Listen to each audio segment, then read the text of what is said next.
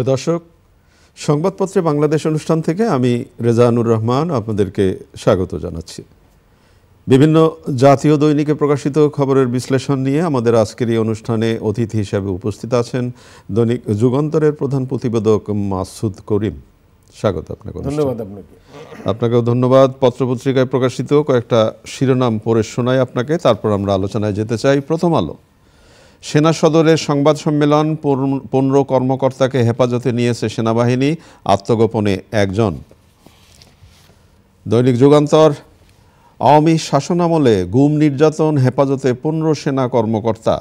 চট্টগ্রামে কনসার্টে সংঘর্ষ, ভাঙচুর, গুলিবিদ্ধ, জয় বাংলা ও হাসিনার নামে স্লোগানের জের। দৈনিক সমকাল, 15 কর্মকর্তাকে হেফাজতে নিয়েছে সেনাবাহিনী, বাড়িঘর ধ্বংসস্তূপ, ধুলায় মিশেছে স্মৃতি, নিজ ঠিকানায় গাজার বাসিন্দারা। কালের কণ্ঠের শিরোনাম, বিশেষ লেখা, ডক্টর ইউনূসীর শেষ ভরসা, সেনাবাহিনীকে প্রতিপক্ষ করার নতুন এজেন্ডা রুখতেই হবে। মানব জমিনের শিরোনাম, ট্রাইব্যুনালের চার্জশিটে নাম আসা 15 সেনা কর্মকর্তাকে হেফাজতে, জেনারেল কবির কোথায়? বাংলাদেশ প্রতিদিন, হেফাজতে 15 সেনা কর্মকর্তা, ঐক্যমত্য ছাড়াই জুলাই সনদ। আমাদের সময়, পরোয়ানা থাকা 15 কর্মকর্তা সেনা হেফাজতে। খবরের কাগজ, প্রিয়জনের সন্ধানে ধ্বংসস্তূপে খোঁজ, হেফাজতে 15 সেনা কর্মকর্তা, আইসিটির চার্জশিট নিয়ে সেনা সদর। আমার দেশ, গুমের দায়ে সেনা হেফাজতে 15। কালবেলার শিরোনাম, আরাকান আর্মির হাতে আটকা 116 জেলে ফিরতি পথ অনিশ্চিত। দৈনিক করতোয়া, আন্তর্জাতিক কন্যা শিশু দিবসে তারেক রহমানের বার্তা, গ্রেপ্তারি পরোয়ানাভুক্ত 15 কর্মকর্তা সেনা হেফাজতে, একজন পলাতক। সময়ের আলো, ইসরায়েলি সেনারা মেশিন গান নিয়ে কারাগারে আতঙ্ক সৃষ্টি করত, মানসিক নির্যাতন বেশি করা হয়েছে, ধ্বংসস্তূপে প্রিয়জনের খোঁজ। ইনকিলাব, টার্গেট এবার সেনাবাহিনী, আইনের শাসন কাকে বলে, নির্বাচনে এটা দেখাতে চায়, চট্টগ্রামে ভোট গ্রহণ কর্মকর্তাদের কর্মশালায় সিইসি। রূপালী বাংলাদেশ, বিরোধী দমনে গুমই ছিল হাসিনার প্রধান হাতিয়ার, পরোয়ানাভুক্ত 15 সেনা কর্মকর্তা হেফাজতে। প্রধান শিরোনাম আজকে সেনাবাহিনীর 15 কর্মকর্তাকে নিয়ে। 15 কর্মকর্তাকে হেফাজতে নিয়েছে সেনাবাহিনী, আত্মগোপনে একজন, গুমের দায়ে সেনা হেফাজতে 15। ধন্যবাদ। এটা গত 8 তারিখে আইসিটিতে, মানে ইন্টারন্যাশনাল ক্রাইম ট্রাইব্যুনাল, যেটাতে গত আমলে যারা অপরাধী ছিলেন শেখ হাসিনার সময় তাদের বিচার হচ্ছে, সেই ট্রাইব্যুনালে এই ওয়ারেন্টটা ইস্যু হয় এবং সেখানে আসামি হিসেবে শেখ হাসিনা তো আছেনই, তার সঙ্গে স্বরাষ্ট্রমন্ত্রী তদানীন্তন আসাদুজ্জামান খান কামাল এবং ওনার যে আইজিপি ছিলেন তিনি বেনজির সাহেব, তারপরে তদানীন্তন প্রধানমন্ত্রীর যিনি সামরিক উপদেষ্টা তারেক আহমেদ সিদ্দিকী উনি, এবং একই সঙ্গে সার্ভিং এবং ফর্মার মিলিয়ে প্রায় 30 জন সেনাবাহিনী কর্মকর্তাকে এখানে আসামি করা হয়েছে এবং তাদের নামে ওয়ারেন্ট ইস্যু করা হয়েছে। তো সেই ওয়ারেন্টের কপি গতকালকে নাগাদ পুলিশের হাতে পৌঁছার পর সেনাবাহিনী তাদেরকে, যদি আপনাকে ছোট্ট করে একটু পড়ে শোনাই যে ছোট ছোট ব্যাখ্যাটা এরকম, বাংলাদেশ সেনাবাহিনী সংবিধান স্বীকৃত দেশের সব আইনের প্রতি শ্রদ্ধাশীল। সেনাপ্রধান বলেছেন নো কম্প্রোমাইজ উইথ ইনসাফ। এখনও ওয়ারেন্টের কপি হাতে পায়নি সেনা সদর, আইনের ব্যাখ্যায় পাওয়া সাপেক্ষে পরবর্তী পদক্ষেপ। চাইলে সাবেক কর্মকর্তারাও সেনা হেফাজতে আসতে পারেন।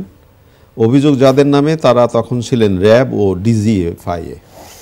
হ্যাঁ, ওনাদের বিরুদ্ধে যে অভিযোগটা আনা হয়েছে সেটা হলো যে যারা গুম হয়েছে বিভিন্ন সময়ে গত 16 বছরে, তাদেরকে ডিজিএফআই এবং র্যাবের মাধ্যমে ওইটা অভিযোগটা এসেছিল। তো এখন যে এটা পুলিশের হাতে যাওয়ার আগে ওনারা কল করেছেন, মানে সেনাবাহিনীর থেকে, যে যারা সার্ভিং অফিসারদের মধ্যে আবার 2 রকম আছে। কেউ কেউ আছেন এলপিআরে, কেউ আছেন একেবারে এখনই আছেন। এলপিআরটাও ঠিক অবসর না, অবসর পূর্বকালীন ছুটি।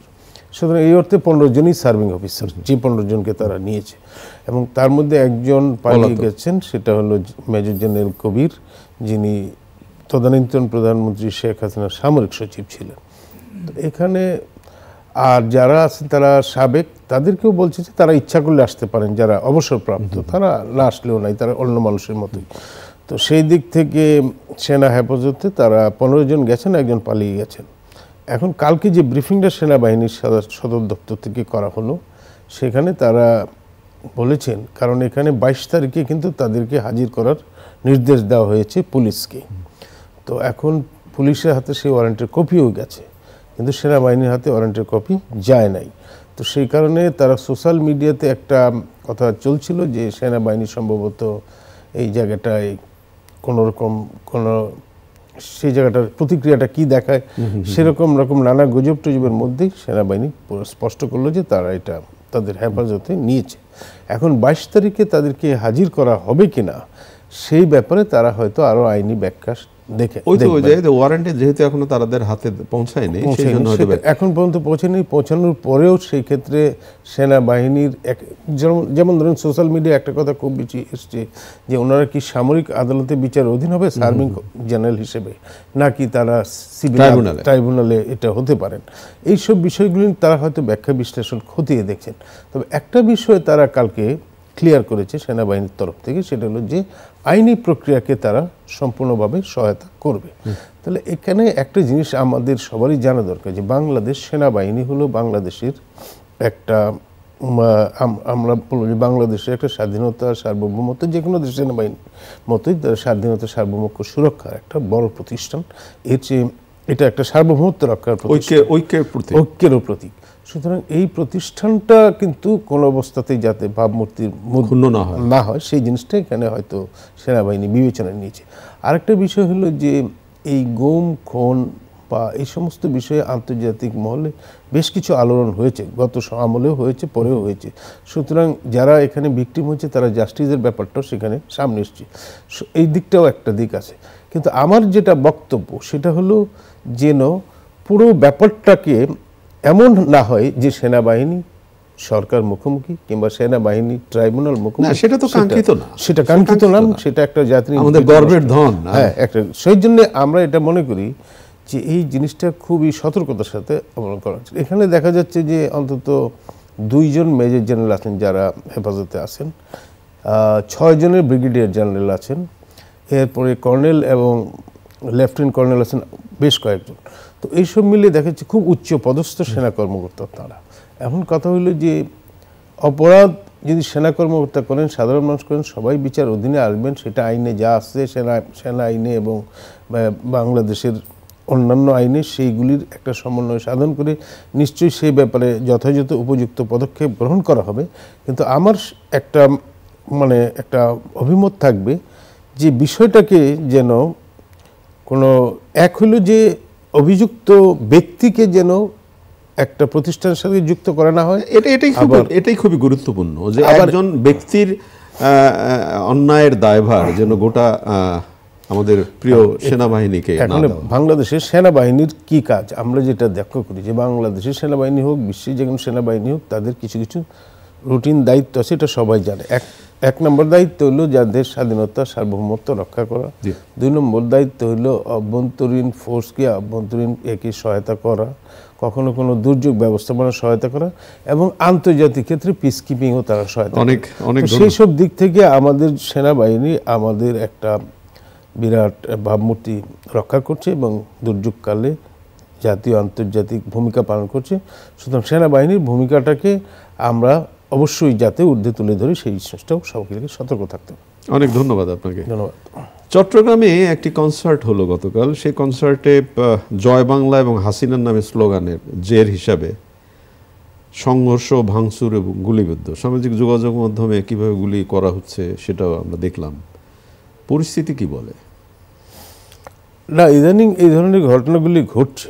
আমাদের কথা হলো যে আমাদের জাতীয় সংসদের নির্বাচনের কথা প্রধান উপদেষ্টা ডক্টর মোহাম্মদ ইউনূস উনি ঘোষণা করেছেন যে আগামী ফেব্রুয়ারি মাসের মাঝেই হবে, এবং এর আগে আমাদের সবার সবচেয়ে বড় কনসার্ন হলো যে আইন শৃঙ্খলা জিনিসটাকে রক্ষা করার এবং এটাকে নানা পক্ষ থাকবে নানা রকমভাবে ক্লাউড করার, এই জিনিসগুলি হয়তো আইন শৃঙ্খলা বাহিনী গোয়েন্দা সংস্থা তারা পর্যালোচনা করেছে এবং জেনেছে।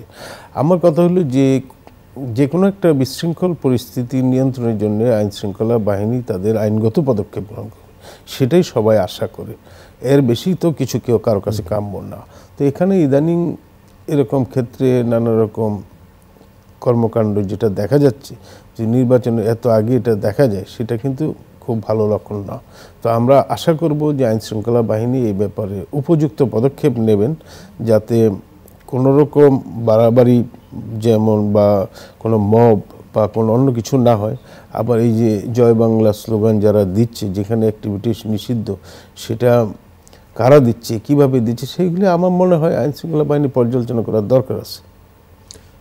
নির্বাচনের কথা আপনারা বললেন না, দেশের মানুষ তো একটা সুন্দর নির্বাচনের যেন মাননীয় প্রধান উপদেষ্টা বলছেন স্মরণকালের একটা সুন্দর নির্বাচন হবে, জাতীয় নির্বাচন, সেই আশায় তো দেশের মানুষ আশা করছে।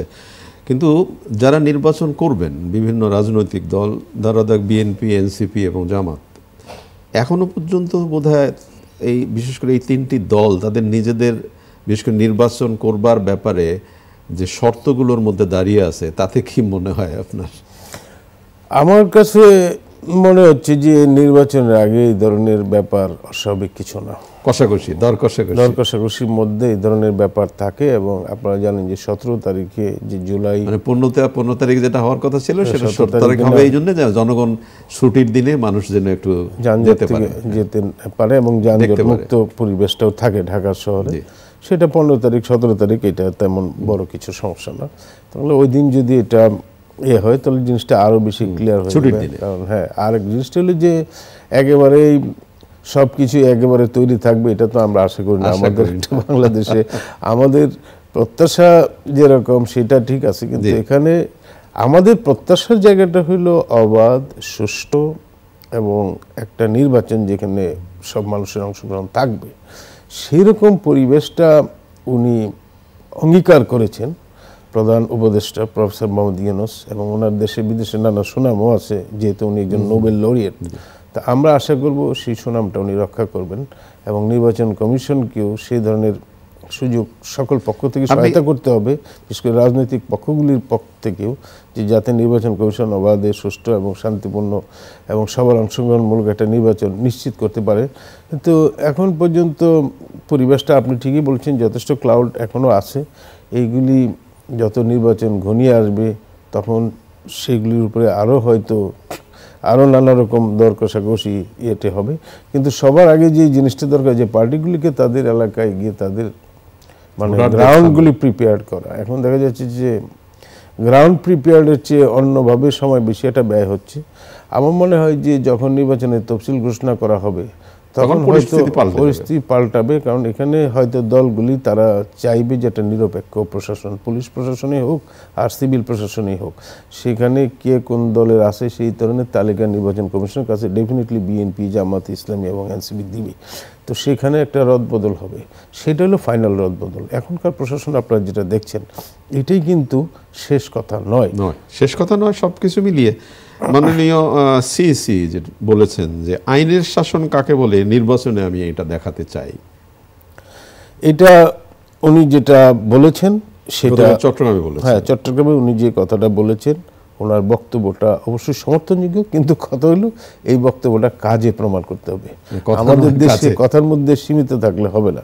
এখন পর্যন্ত নির্বাচন কমিশন যে সমস্ত কর্মকাণ্ডগুলি তারা পরিচালনা করছেন সেগুলি এখনকার পরিবেশে ইন লাইন উইথ দিস, মানে আমি বলবো যে ইন্টারিম গভর্নমেন্টের সাথে একটা সমন্বয় সাধন করে তারা এটা করতেছেন। কিন্তু যখন নির্বাচনের তফসিল ঘোষণা করা হবে তখন তো সবকিছু তাদের উপরে বর্তে হবে এবং সেই জন্য আগে থেকে প্রিপেয়ার থাকতে হবে। আপনি যখন একটা কিছু অঙ্গীকার করেন সেটা কিন্তু একটা সাপোর্টিভ এভিডেন্স দ্বারা দেখাইতে হবে যে এই জিনিসটা আমি বলছি যে সেই মোতাবেক কাজটাও হচ্ছে, এবং সেই বিশ্বাসটা তৈরি করা এবং তাদের প্রতি যাতে সব দল বিশ্বাস করতে পারে যে একটা নির্বাচন হবে একটা নিরপেক্ষ পরিবেশে এবং একটা অবাধ এবং সুষ্ঠু নির্বাচন হবে। বিশেষ করে সবচেয়ে বড় চ্যালেঞ্জটাই হলো আইন শৃঙ্খলা চ্যালেঞ্জটা। এখন পর্যন্ত মোটামুটি আমরা বলবো যে গত বছরের যে অবস্থা ছিল তার চেয়ে অনেক ভালো হয়েছে, কিন্তু এই ভালোটাই শেষ ভালো না, এর চেয়ে আরও ভালো হইতে হবে। মানে এই ভালো দিয়ে একটা সুষ্ঠু নির্বাচন বোধ করি সম্ভব না। না, সম্ভব না। আপনি সব দলের কথাই বললেন, জাতীয় পার্টি নিয়ে অনেক কথাবার্তা হচ্ছে। গতকাল জাতীয় পার্টির মিছিলে পুলিশি হামলা করা হয়েছে, সমাবেশ পণ্ড করা হলো। এই দলটিকে নিয়ে আসলে ইয়েটা কি, সরকারের লক্ষ্যটা কি মনে হয়?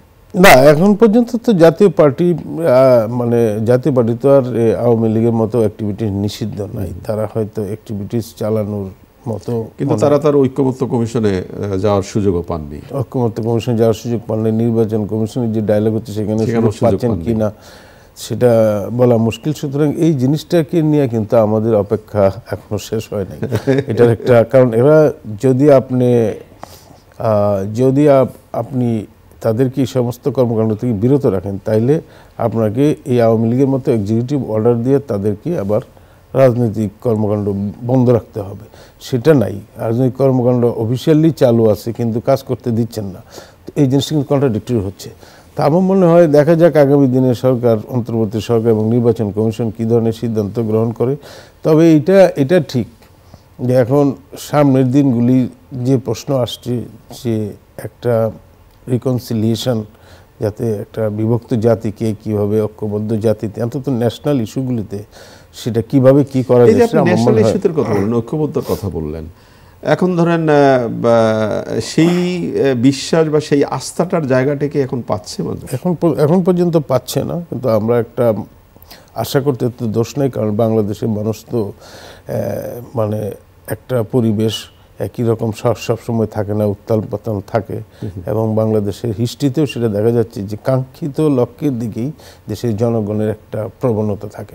এবং জনগণকে উপেক্ষা করা কোনো একটা শক্তিশালী পক্ষেও সম্ভব হয় না আমাদের দেশের মতো বাংলাদেশে। কারণ এই দেশের মানুষের মধ্যে একটা অ্যাসপিরেশন হইল এই দেশটা স্বাধীন করা হয়েছে এবং দেশটা অর্থনৈতিকভাবে উন্নতি করা হবে, বৈষম্য মুক্ত করা হবে। এবং এই যে মানুষের আকাঙ্ক্ষা, এই আকাঙ্ক্ষা আজকে পূরণ না হলে কালকে হবে। এই স্বপ্নটা এবং স্বপ্ন বাস্তবায়নের জন্য মানুষের একটা মরিয়া প্রচেষ্টাও থাকে। এটা আমরা অতীতে গত 50 বছরে দেখেছি।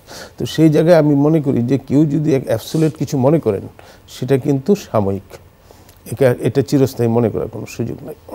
গাজা পরিস্থিতির আপাতত মনে হচ্ছে যে একটা সন্তোষজনক পরিস্থিতি এলো। সবাই বাড়ি ঘরে ফিরছেন এবং এটাও আমরা দেখতে পাচ্ছি যে ধ্বংসস্তূপে তারা প্রিয়জনের লাশ খুঁজছেন। তো সব কিছু মিলে কি মনে হয় এবার সেই গাজা পরিস্থিতি কি একটা তো ওয়েলকামিং ডেভেলপমেন্ট, যে যুদ্ধবিরতি হয়েছে অন্তত মন্দের ভালো। কিন্তু আমি বলবো যে এটাই কিন্তু চূড়ান্ত সমাধান নয়। চূড়ান্ত সমাধান হইল পূর্ব জেরুজালেমকে রাজধানী করে স্বাধীন ফিলিস্তিনি রাষ্ট্র প্রতিষ্ঠা করা এবং অধিকৃত অঞ্চল থেকে ইসরায়েলি দখলকৃত জায়গা প্রত্যাহার করা। এখানে বিপুল সংখ্যক যে ধ্বংসযজ্ঞ সাধিত হয়েছে সেখানে ব্যাপকভাবে রিকনস্ট্রাকশন করা আন্তর্জাতিক সম্প্রদায়ের উদ্যোগে। এবং আরেকটা হইল এইখানে যারা গণহত্যা পরিচালনা করেছে তাদেরকে আন্তর্জাতিক আদালতে বিচারের মুখোমুখি করা। এবং এটা এইগুলি যদি সম্পন্ন না হয়, তাহলে এটা আমি মনে করি না যে এটা স্থায়ী কোনো সমাধান হয়ে গেল। এবং গত 100 বছর যাবৎ এই যে ভারে নির্যাতন, ফিলিস্তিনের নিপীড়িত জনগণের উপর নির্যাতন নিপীড়ন চলেছে। 67,000 মানুষ মারা গেছে। 67,000 মানুষ মারা গেছে। অনেক মানুষ বিকলাঙ্গ হয়েছে, অনেক মানুষ গৃহহারা হয়েছে। আপনারা জানেন যে প্যালেস্টাইনের বহু মানুষ বিভিন্ন দেশে আশ্রয়ে আছে। তো এই যে সেটা তো একটা, বিশেষ করে ছবিতে দেখা যায় যে একটা শহর পুরো ধূলিসাৎ, কোথায় দাঁড়াবে তারা, কোথায় থাকবে, এই সমস্ত, এবং ত্রাণের জায়গায় পর্যন্ত বাধা দেওয়া হয়েছে। আপনারা লক্ষ্য করেছেন যে এই ধরনের কর্মকাণ্ড যে ইসরায়েল রাষ্ট্র হিসেবে একটা সন্ত্রাস পরিচালনা করেছে, সেই হিসেবে আমি মনে করি তারও বিচার হওয়া উচিত। অনেক ধন্যবাদ। একেবারে শেষের দিকে আমরা ক্রিকেট নিয়ে একটু ছোট্ট করে বলতে চাই। টি-20-তে আমরা হোয়াইট ওয়াশ করলাম আফগানিস্তানকে, এবং পরবর্তীতে আবার ওয়ানডেতে এসে দেখা গেল যে বাংলাদেশ বোধহয় ক্রিকেট খেলতেই জানে না। তো এখন গতকাল যে হারটা হলো তাতে এখন প্রশ্ন উঠছে আগামী বিশ্বকাপে বাংলাদেশ সরাসরি হয়তো ওয়ানডে খেলতে পারবে না। ক্রিকেটের ব্যাপারে আপনি বিশেষজ্ঞ, আমি আপনার মতো অত বিশেষজ্ঞ না। তবে আমি সবসময় আশাবাদী থাকি এবং আমি মনে করি যে ক্রিকেট খেলাটা একটা বিরাট অনিশ্চয়তার মধ্যে খেলা হয়। আজকে যেটা দেখা যাচ্ছে যে কালকে সেটা নাও থাকতে পারে। অনিশ্চয়তা তো অবশ্যই, কিন্তু অনিশ্চয়তার মধ্যে একটা নিশ্চয়তার জায়গা থাকে, সেটা বোধ করি আমাদের দলে আমরা খুঁজে পাচ্ছি। আপাতত পাচ্ছেন না। আমার মনে হয় আগামীতে আবার আসবে সেটা। সেই জন্য সেই লক্ষ্যে যদি আমরা ক্রিকেটে যারা মানে কর্মকর্তা আছেন, তারা যদি কাজ করে, রাষ্ট্র কাজ করে, নিশ্চয়ই সেই লক্ষ্য পূরণ সম্ভব হবে, কারণ সেই সামর্থ্য আমাদের দলের আছে, এটা অতীতে প্রমাণ হয়েছে। সুতরাং আমাদের সবসময়ই শুভকামনা এবং আশার মধ্যেই থাকতে হবে। অনেক অনেক ধন্যবাদ আপনাকে। প্রিয় দর্শক, আমাদের প্রিয় অতিথি যে কথাটি বললেন, আশায় থাকতে হবে, আসলে আশাই তো মানুষ বাঁচে। আমরা আশা নিয়েই থাকতে চাই। ভালো থাকবেন। আগামীকাল নিশ্চয়ই এই সময় আবারও কথা হবে। খোদা হাফেজ।